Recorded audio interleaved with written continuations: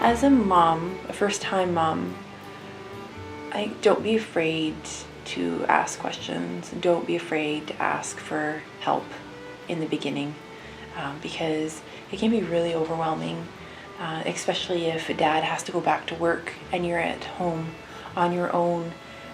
Surround yourself with good people and family, or if you don't have family around, friends. So many people were bringing us food over in the first few weeks.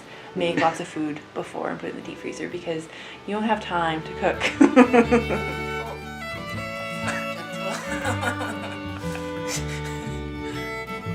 You're trying to do everything the best. And I thought, oh, summertime, I should put him outside, and let him get some sun. There was no such thing as a carriage or anything. So I had a wheelbarrow. So I put the pillow in the wheelbarrow. And I had my wedding veil was used as a mosquito net. So just put that so then, there was no mosquitoes. And then I'd figure, okay, now I can, maybe do a little something. He's out there and it's getting nice fresh air. Then I thought, what about bears? So all of a sudden he'd come in, so you use what you have to. I'm always surprised when I see a mom out with a brand new baby, like, a couple weeks old or whatever, because I couldn't have done it. Like for us, it was a hunkering down time. It was time to, turn off the ringer on the phone, and we were so sleep deprived. I mean, I can't emphasize enough how sleep deprived we were. Everybody warns you about that. When you're having, when you're pregnant and ready to have a baby, everybody says, get as much sleep as you can now. You can never get enough sleep to prepare you for how sleep deprived you're going to be. It's really important that the people looking after the baby take the time to sleep when the baby is sleeping.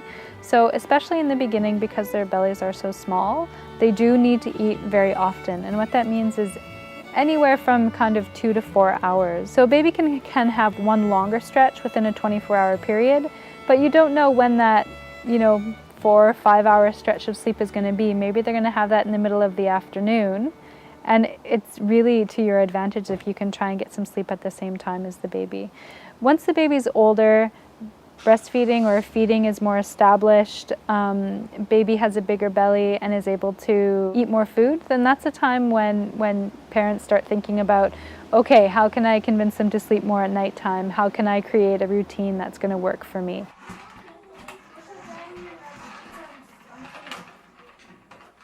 I encourage women that are alone with their kids and they're screaming, you can always put your little baby in the crib and go have a little shower, right? At least they'll be safe in there. So if you're really not having that time and feel like you're at the end of the rope, there's strategies. When babies come, people always say, anything I can do to help.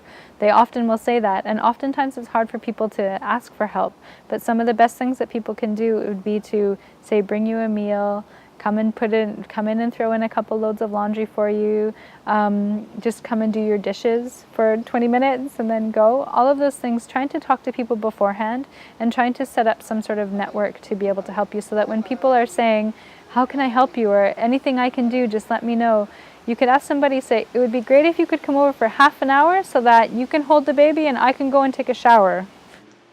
Around 2 months or so, she had a little bit more of a fussy time at night where I had this yoga ball. I used to call it my purgatory ball.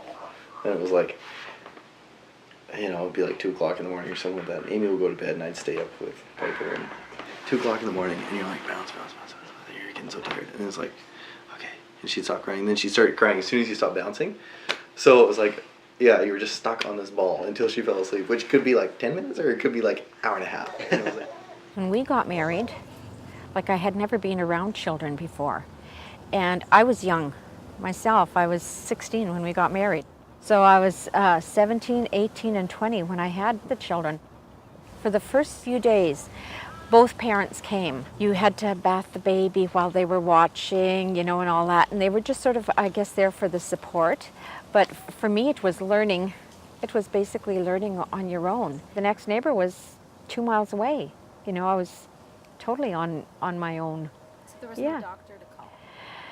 There was no phones. No phones. And again, too, no transportation. Because you were, they had the horses, but I never learned how to harness them up or that. So once Phil went away, like for the day, yeah, you're basically on your own.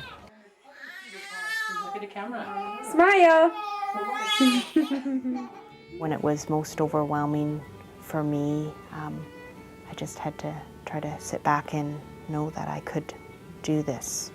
The other thing is just to know that they're not alone. So if you're feeling like you really struggled, like our mothers and our grandmothers and our fathers and our grandfathers and great-grandparents, they've struggled too. And so we're still here and we're still Métis. And we can all do it. We can all raise healthy babies. I mean, it's what we've been doing since the beginning of times, raising babies, and we can do it now.